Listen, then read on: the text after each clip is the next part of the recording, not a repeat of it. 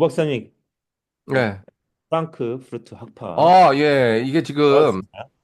굉장히 중요한 철학인데 우리가 한 음, 번도 여기에 대해서 얘기를 안 했던 것 같아요. 그렇죠? 맨날 뭐 제가 그 와이트맨. AI한테 물어봤거든, 뭔지. 어, 제가 어. 요거 말씀을 드릴게요. AI가 한 거. 프랑크푸르트 학파는 20세기 초 독일에서 형성된 사회 철학 및 비판 이론 학파로 주로 막스 홀카이머. 호르크하이머, 어. 테오도르 아도르노, 빅토르 마르크제, 마르쿠스 헨리. 베냐민 프롬, 하버마스 등이 대표적인 사상가입니다. 예. 이들은 예. 독일 프랑크푸르트 사회 연구소를 중심으로 활동했으며 마르크스주의, 프로이트 정신 분석학, 비판 철학, 칸트 예. 해결을 종합하여 현대 자본주의를 예. 현재 사회에 분석하는 이론을 발전시켰습니다. 이렇게 음, 얘기를 하더라고요. 인공지능이. 그러게. 예. 이게 지금 이제 크리티컬 티어리 이게 사실 그 막스 철학의 이제 한계점, 막스가 굉장히 중요하죠. 이게 사실 그래요? 사람들한테. 왜냐하면 이제 사회 철학의 이제 문을 연 거 아니에요. 그 막스가 가지고 구체적으로 이제 그 사회를 분석하면서 이제 유물론적인 관점에서 이제 분석을 하면서 뭐 자본론도 하시고 또 거기에 대해서 어떤 계층 간의 갈등 뭐 그러면서 프롤레타리아 혁명 이게 비판 철학이거든요. 사실 이제 비판 철학의 원류라고 보면 되지. 근데 나중에 맞습니다. 철학의 원리. 근데 나중에 그러니까 비판 철학이라는 건 말 그대로 그냥 비판을 어떻게 하면 건전하게 하고 제대로 하고 정확하게 하고 뭐 이런 게 다 비판 철학 아니겠어요. 근데 이 그 프랑크푸르트 학파 그러니까 그 프랑크푸르트 그 학파 같은 경우 그 굉장히 그 철학과 그 사회학을 넘어서 이제 뭐 심리학 이러면서 영화, 문화, 대중매체, 모든 그 음. 예술 어, 이런 주제들이 그리고 이제 다 완전히 다 들어와요. 막스는 거기까지 확장을 안 했잖아. 막스 같은 그렇지. 경우는 어떤 사회를 정- 일단 경제적인 관점에서만 이렇게 거기에 첫째 이제 초점을 두었지. 근데 이 사람 정치, 사회, 경제, 문화 이런 음, 것들이 다 이제 다 다 중요한 주제로 들어와 가지고 이제 거기에 대해서 디베이트를 하면서 어 이제 그 학파의 그 독창성을 키워 나가죠. 음, 그러면서 이 사람들이 아주 뭐 보면 대중이 어떻게 그 지배 계급의 그 이익에 봉사하는가, 이 봉사하는 그 방식 있죠. 교묘하게 의식적뿐만 아니라 무의식적으로 길들여지는가. 음, 이거를 분석을 하려는데 진짜 중요한 얘기 많고 지금 너무 이 사회 상황 우리가 보는 현재 우리나라 사회적으로 그 극우들이 막 이제 설쳐대고 막 이러는 것들 그러면서 그 매체들 대중 매체들 있잖아 특히 그 유튜브뿐만 여러 가지 조중동 뭐 유튜브 뭐 이러면서 이런 것들에 선동하는 그런 방법들을 정말 그 당시에 1920년대죠 그 프랑크푸르트 학파가 이제 20년대요. 와. 1920년대 이 정확하게 분석해내요. 그 그러니까 당시에도 그걸 저, 그러니까 자극적인, 그렇죠. 그 당시에도 벌써 자극적인 선동, 허위 정보. 저 1차 세계대전을 지나면서 이제, 나치. 나치즘도 하고 또 유대인 학살, 이제 뭐좀 반유대주의, 엔타이세미티즘 뭐 이런 것들을 통해 끊임없이 허위 정보를 유포하잖아. 예, 이러니까 그러면서 누구를 희생양을 삼아요. 악마화 시켜야 된다고. 유태인을 악마화 시켜야 되고 지금 반복이 돼, 이게 지금. 이재명을 악마화시킨 것처럼. 예, 이제 뭐, 왜냐면은 그것만이 이제 자기들이 이제 살 길이라고 생각하는 건데 굉장히 여기에 이제 선동이 돼가지고 과대 포장되고 뭐 여러 가지 이런 현상들이.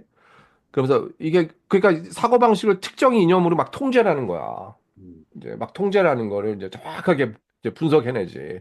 이게 특히 그러니까 이 사람 게스라이팅 있잖아요. 가스라이팅. 가스라이팅. 네. 네.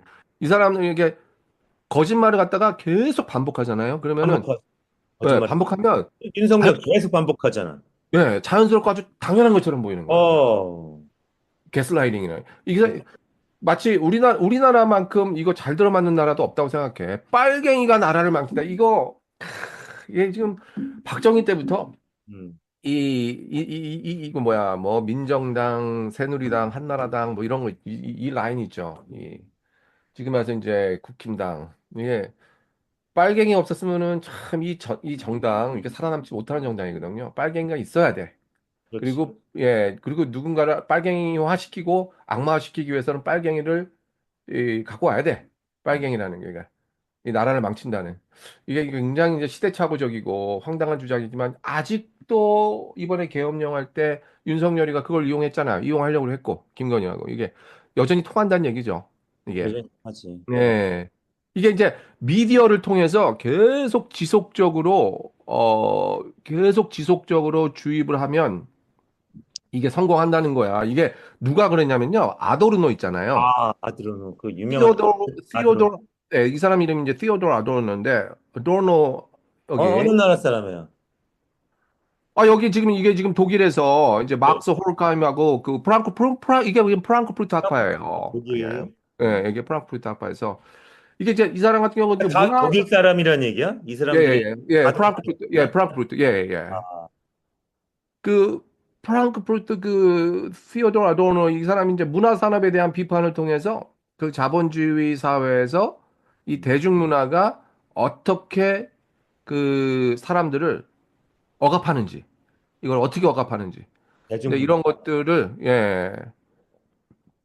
이런 것들을 아주 철저하게 연구를 했죠. 이 아도르노가. 이제 이 사람 같은 경우 그러니까 결국은 이 비판 이론이라는 게 그 프랑크푸르트 학파를 중심으로 한 그런 비판 이론이라는 게 기본적으로 이 과거에 그 전통적인 그 사회 철학이라는 거는 뭐 사회를 설명하고 막 이렇게 예측하는 거잖아요. 그렇죠. 예측하는 건데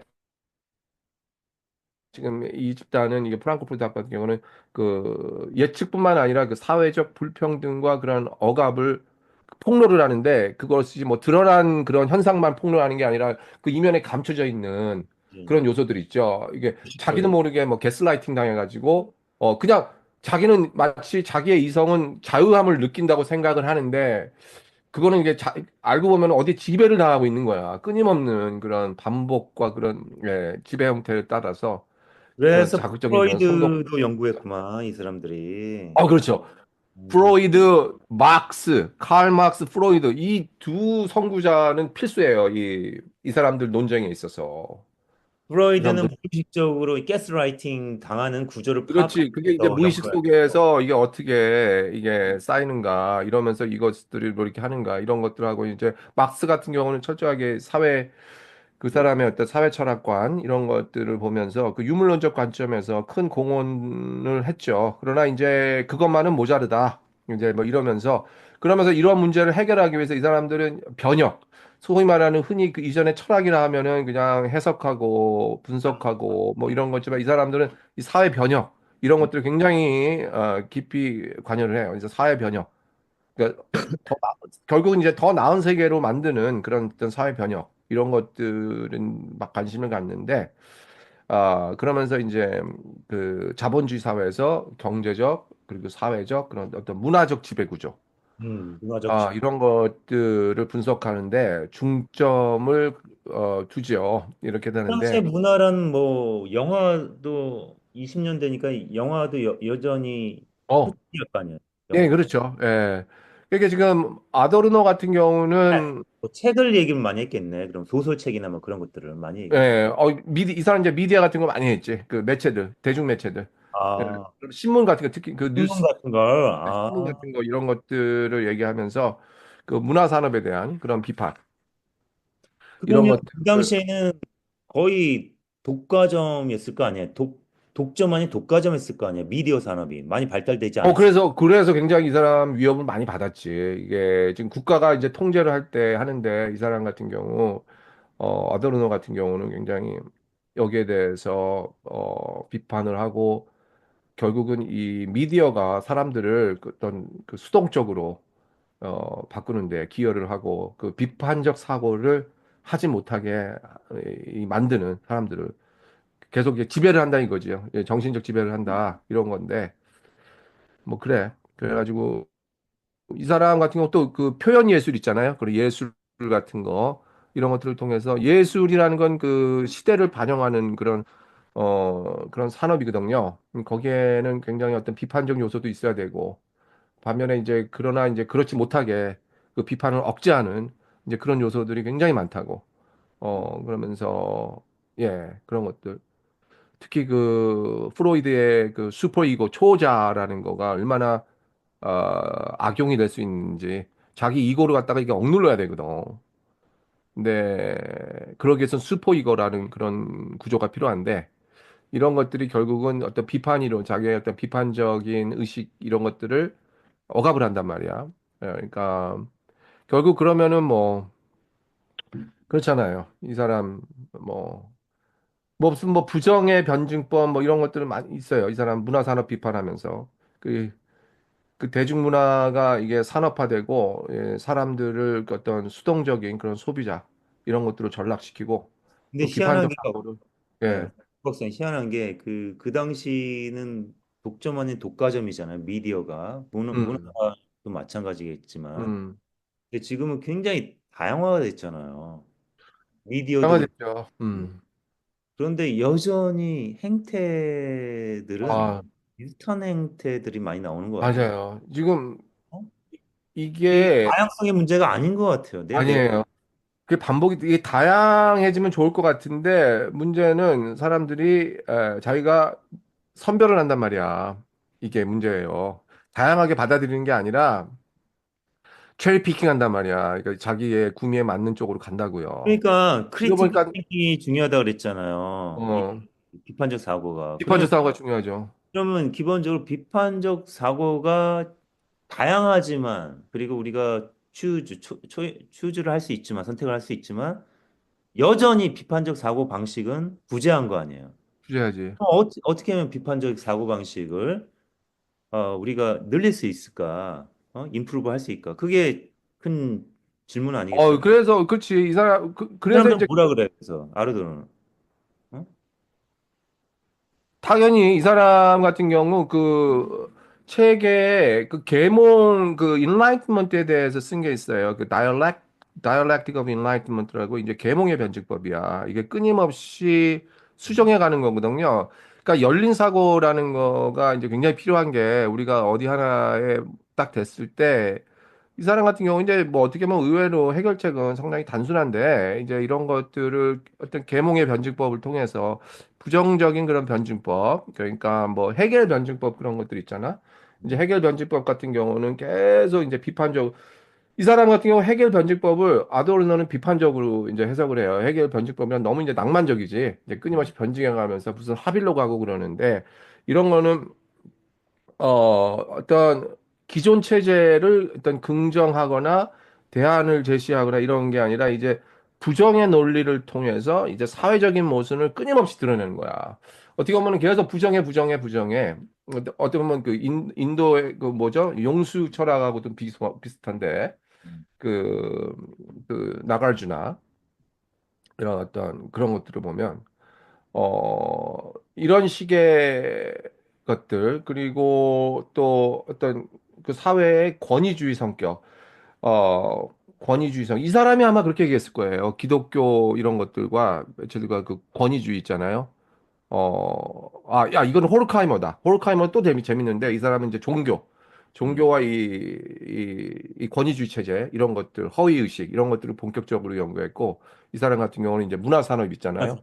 음, 문화사회. 근데 이게 이 사람 같은 경우는 철저하게 그 조작된 그 자연스러움이라는 거를 간파를 해야 된다는 거죠. 음, 그것이 어떻게 보면 조작된 건데 결국 따라 들어가 보면은 어떤 어 그 그 관료 체제를 위해서 아니면은 어떤 한 기업의 이득을 위해서 이제 봉사하는 그러면서 끊임없이 그 가짜 뉴스를 퍼뜨리고 그거를 조작하고 사실 뭐 보면은 그게 그러면서 이제 지배 계급의 그 이득에 어떻게 봉사하는가 이런 매체들이 그뭐 한국의 극우 미디어 환경도 비슷한 거 아니겠어요? 그 조중동 아까 얘기했듯이 보수 언론 특히 그래 이게 유튜브 가짜 뉴스를 너무 많이 생산해 내가 볼 때 글쎄 나도 내가 그러면 나는 산별적으로 이게 진보 쪽을 많이 봐서 그런가 뭐 그런 생각도 해요 그런 생각도 하는데 문제는 이 가짜 뉴스 있잖아요 그래도 이쪽 진보 쪽을 보면 가짜 뉴스 이런 것들보다는 굉장히 나름대로 그 팩트를 어, 기존에서 물론 팩트를 기반으로 하되 막 자기 의견을 주장할 때 이게 점프하는 경우도 많이 봐. 이 예. 진보 아이들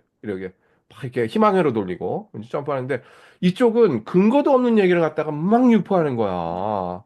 걔네들은 그러면서 이 사람들의 기본적으로 그 사고 방식을 막 통제를 해.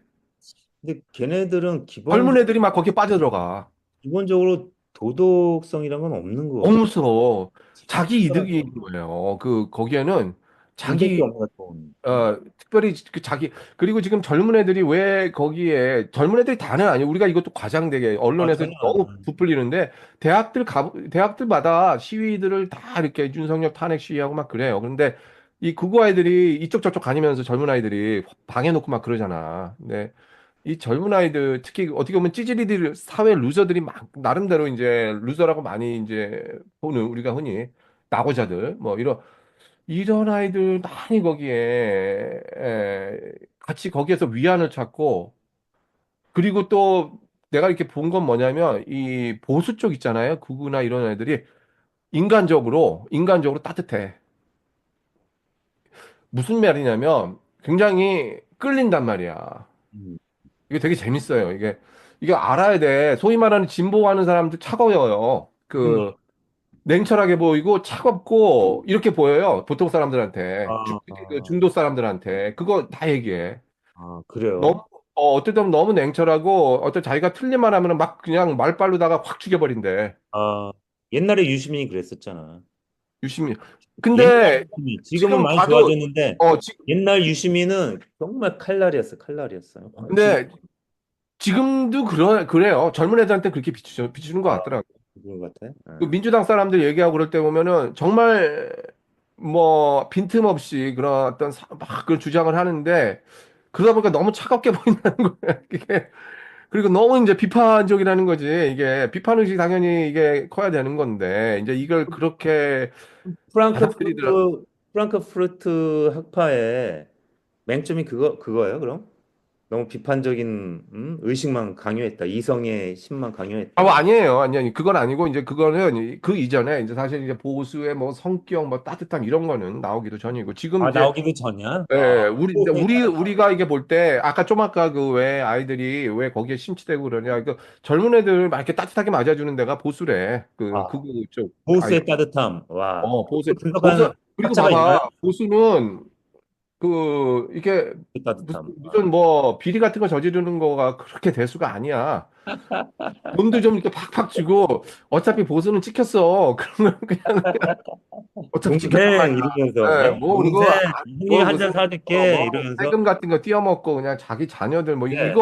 이걸 비판하는 거 별로 아니거든. 근데 소위 말하는 진보 쪽에서 그런 일 한번 나와봐. 그냥 말은 말이야 맨날 옳은 소리 하면서 네 아, 아들 조국이가 이제 그 프레임에 그렇지. 넘어간 거 아니겠어요? 네. 아유, 그 우리 조국 그 예전에 딱 보면은 이러니까 얘들이 이게 케미가 안 생기는 거야. 이 케미스트리라고 그러죠. 이게 이쪽에 어, 젊은 아이들이 한참 이게 자라나가는 고등학생, 대학교 막 우리 이러면 요 아이들이 이게 뭔가 자기를 따뜻하게 맞아줄 수 있는 그렇지. 그런 데가 필요한 거거든. 얘네들 내가 사교육반에 4년 있었잖아요. 얘네들 음. 중고등학교 때 엄청 그때가 항상 그 감정이 사랑의 감정이 확 예민하고 그때 어떻게 했냐면 그때 확 죽여버려. 그러니까 그거 나 초등학교 때도 초등학교 아이들도 가르쳤거든요. 음 초등학교 때는 팍팍 튀어 막 질문하고 막 너무 귀여워. 근데 초등학교 6학년 뭐 5학년 딱 되잖아요. 그러면 애들이 점점 죽어가. 그래서 그거 내가 물어봐. 너 뭐 되고 싶냐? 그러면 조용. 중고등학교 애들 그래요. 조용해. 애들이 완전 꺾여 있는 거야. 아 이거 굶주려 있는 거야, 정에. 맞아요. 그러니까 그게 말이 맞는 것 같아. 고 박사님 네. 정말 놀라운 맞아. 토론인데 보수의 따뜻함 이게 있어요.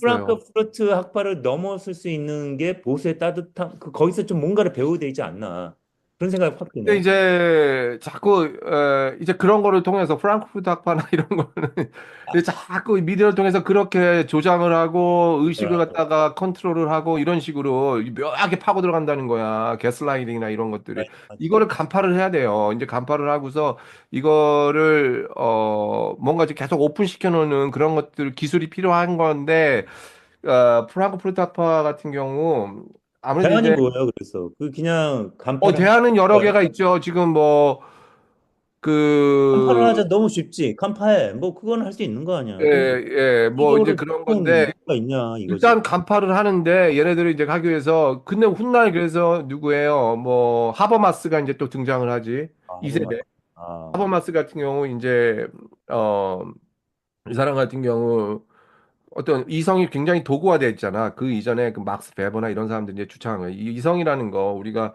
환상을 갖고 있다. 이성이라는 게 뭐 무슨 뭐 그 무슨 환상 무슨 자유함을 인간이 억압된 것으로부터 벗어나고 자유할 때 우리의 인간 좀 더 이성적인 동물이 되면은 그럴 수 있다. 이거 완전 허상이라는 게 이제 이성은 보통 우리가 그 우리의 도구, 자기의 이득을 위해서 쓰면서 철저하게 이제 그런 이성적인 문제를 파헤치잖아요. 이 프루트 학파들이. 그러면서 나중에 이제 본격적인 대안이나 이런 것들 할 때 여러 가지가 나와요. 근데 지금 하버마스 같은 경우는 그 의사소통 있죠. 이게 이 사람 같은 경우 이제 철저하게 이제 소통 이론으로 가잖아요. 그렇지. 의사소통 유명하죠. 그러면서 나름대로 어떤 그 합의점에 우리가 도달할 수 있는 음, 그런 참 낭만적인 주장을 하긴 해요. 음, 그 우리 하버마스가. 예. 음, 나중에 이게 이제 미셸 푸코하고 많이 부딪히지. 음, 이 포스트 모던 이 포스트 구조주의, 포스트 모던 철학자하고 이게 지금 내가 볼 때 또 포스트 모던 철학의 비판이 맞아. 이게 사실 근데 하버마스도 보면은 어떤 우리가 좀 더 사회 변혁을 위해서 이 사람은 사회 변혁을 사회 더 변혁을 위해서 이제 부단히 노력을 해야 되는데 여기에는 어떤 이성을 도구화로만 이제 판단할 게 아니라 이것이 이성을 어떻게 하면은 그 소통의 그런 장소로 이게 우리가 펼쳐나갈 수 있는가 그 이 사람이 이제 1세대가 굉장히 이제 크리티컬 리즌이잖아요. 비판 이성, 비판적 이성에 이제 많이 초점을 뒀어요. 그래서 철저하게 보면 어떻게 보면은 그 포스트 모던 같은 생각이 있어. 마치 끊임없이 이제 비판을 통해서 이제 자기 주장을 전개해 나가는 아도르노가 그렇고 이제 호르카이머나 이런 것들이 그런데 계속 근데 이 하버마스 같은 경우 이제 2세대죠. 그 다음 세대예요. 아, 이제 하버마스. 철저하게 아직도 살아있죠.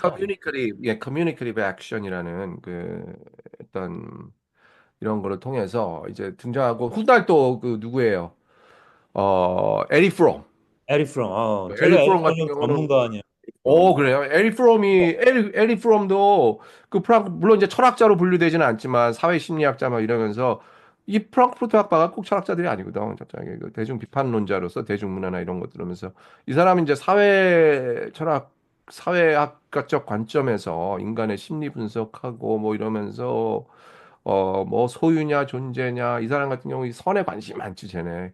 근데 이 사람 그 사회 심리학 읽어보면 따뜻한 면들 많이 보인다고. 그, 따뜻해요. 그 사람 책 보면. 왜냐면 동의형 그리고 철학까지 연구를 했거든. 연구했지. 그래서 그러니까, 사실 네. 뭐 그전에 뭐 유응 프로이드 이런 거하고 좀 색다른 어떤 그 어떤 전체적인 그 사회를 조망할 수 있는 그 어떻게 하면은 우리의 그 이성이 억눌려져 있는지 비판적 그러면서 이거를 어떻게 펼쳐나가면서 사회를 변혁할 수 있는지 이런 것들을 참 많이 보게 되는데 그래요. 그래서 네. 그러 아니 이제 프랑크푸르트가 문화 이제 비판을 했다 그러니까 이 우리나라 그 잘 나가는 감독들은 약간은 이제 좌파적인 크리티컬한 띵킹을 갖고 있는 누구 감독이 많지 않아요? 감독? 감독? 감독, 영어 감독. 아, 영화 감독. 그렇죠. 예, 예.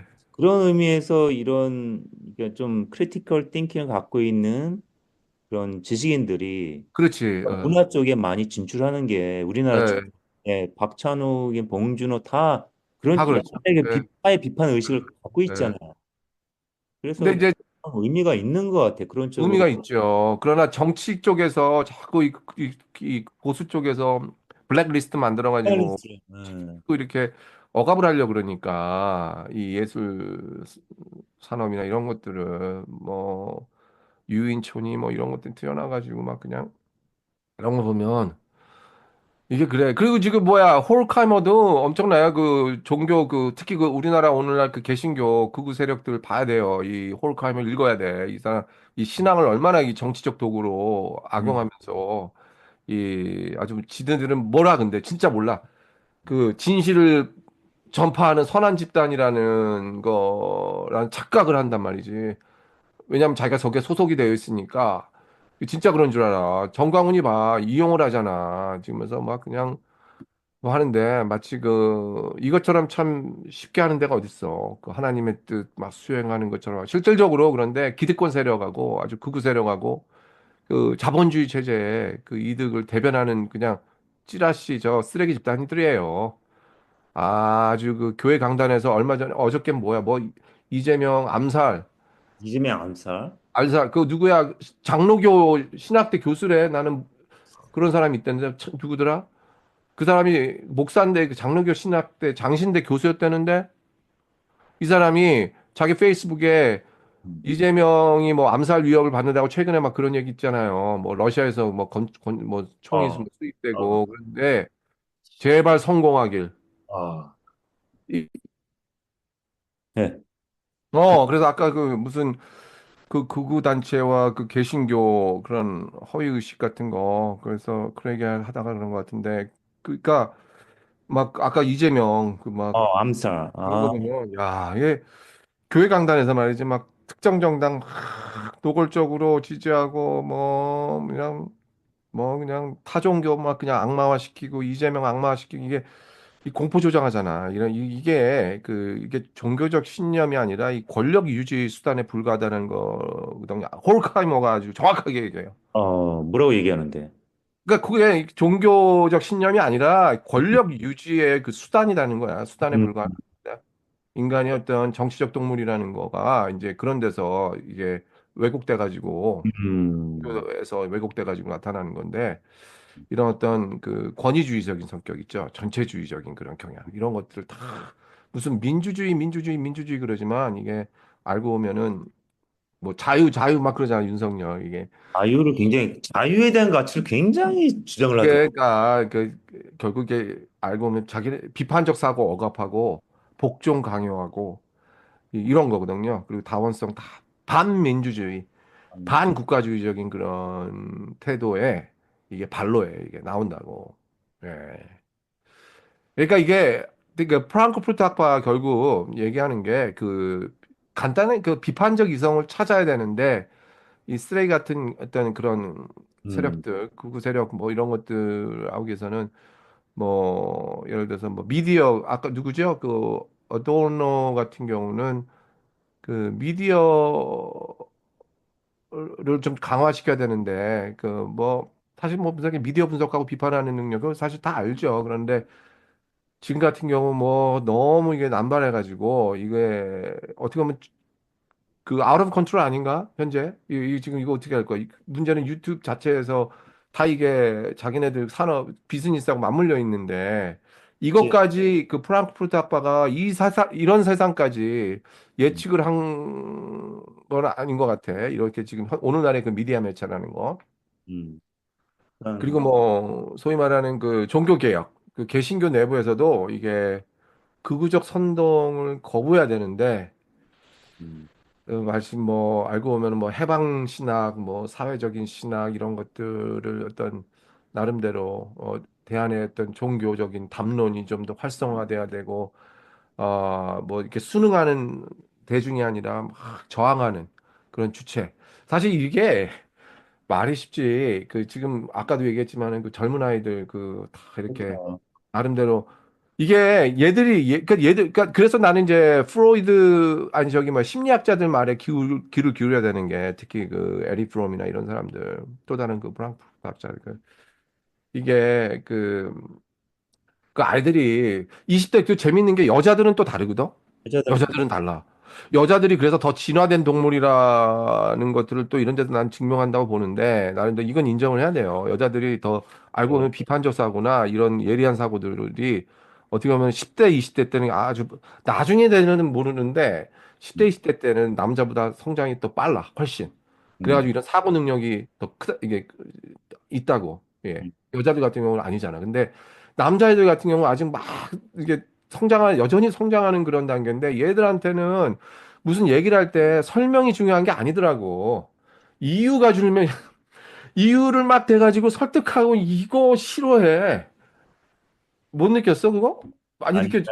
내가 20대들이랑 내가 일하면서 어, 많이 MZ 세대들. 20대 애들이랑 나는 일을 하거든. 그렇지, 저기 MZ. 우리 MZ. 어시스턴 애들이 다 20대야. 어, 대부분 이제 여자 20대 애들이고 음, 그중에 이제 두 명이 내가 이제 음, 케이스 로드가 8명 있거든요. 아이가. 그러면 어, 8명에 다 어시스턴트들이 붙어요.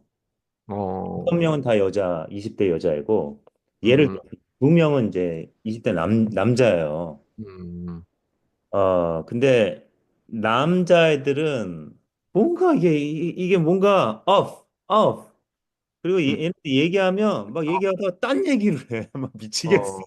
집중력도 포커스가 많이 안 없어. 돼. 음, 예. 그냥 그리고 막혀요. 요즘 이 게임에 다들 중독이 돼 중독이 있어. 돼 있지. 그러니까 얘네들이 이제 게임을 하면 도파민이 엄청난 그 자극이 되잖아요.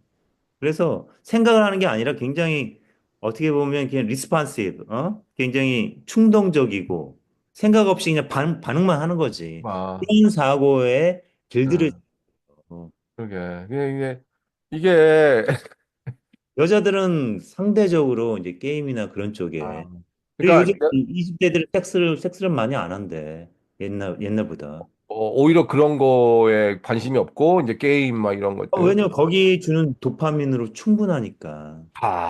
그런 추구가 있다. 아, 근데 그리고 남자애들이 이제 무서워하는 거지. 이제 진짜 음, 세계에 접속하는 거 음, 무서워하지. 그러니까 데이트를 당연히 안 하게 되고. 그러니까 지금 젊은 20대 남자아이들. 근데 소위 말해서 여기에 갑자기 이상한 그 누구야? 그 우리나라 누구예요? 이준석이. 음. 얘가 갑자기 나타나가지고 이거 막 그냥 갈라치기 하고 이거 이용해가지고 이 이용하는 거지. 걔는 정말 남들 막 그냥 나쁜 놈이야. 포섭하고. 야, 이게 나쁜 놈이야. 이게. 어, 이게 지금 진보, 소위 말하는 진보, 뭐 좌파, 음. 뭐 이런 탄한 사람들이 그 젊은 아이들, 20대들을 많이 이렇게 설득력 있게 하기 위해서는요, 내가 볼 때 이게 지금 무슨 비판적 이성을 키워야 된다 해가지고 맨날 이렇게 설교하고 음. 설명하고 이 진보들은 자꾸 이렇게 이유를 설명하는 걸 좋아하거든. 이게 나도 습관이 돼가지고 왜냐면 이 논리가 일단 왜 진보들은 이 좌파라는 게 좌뇌가 발달돼 있거든요 머리에. 음. 이 우파들은 이 우뇌가 좀 발달이 돼 있어요. 그래서 우파 아니야? 어. 이- 감정 쪽 있잖아. 이게 진보는 이게 굉장히 냉철한 사고, 비판적 이성, 논리. 그러니까 자꾸 설명하려고 한다고 얘들 다 떨어져 나가. 아, 이게 쉬운 일이 아니에요. 지금 진보는 말이지 다 따뜻한 나름대로 이게 그런 게 있어. 그리고 뒷세에서 잘 사줘. 잘 먹고 사주. 하게든. 음. 이게 진보는 이렇게 자꾸 철저하게 계산을 이렇게 맞게 하려는 그런 이게 딱 틀리지 않게 이게 맞게 하려는 이런 습관이 있거든. 이런 거는 좀 극복을 해야 돼. 우리가 좀 따뜻함이 필요해요. 이게 좀 팍 그냥 잘 사주기도 하고 이게 뭐 좀 손해 보더라도 이게 손해를 볼 줄 아는 이게 필요해. 근데 저기 내가 볼 때 보수 아이들이 지극히 이게 자기 중심적인 그 자기 이득을 위해서 움직이지만 그거를 위해서 진짜 간쓸게 다 내준다. 우리가 납니까? 뭐 이러면서 그냥 다 그냥 그러니 오죽하면 대구에서 그게 거기가 그러겠어. 대구에서까지. 그러니까 대구가 굉장히 그게 강하지.